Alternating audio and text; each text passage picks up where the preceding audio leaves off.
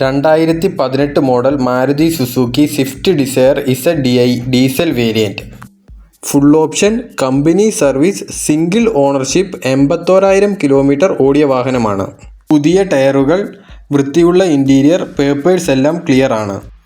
Diesel variant engine, 1248 cc, 81,000 kilometre ഓടിയ വാഹനമാണ്.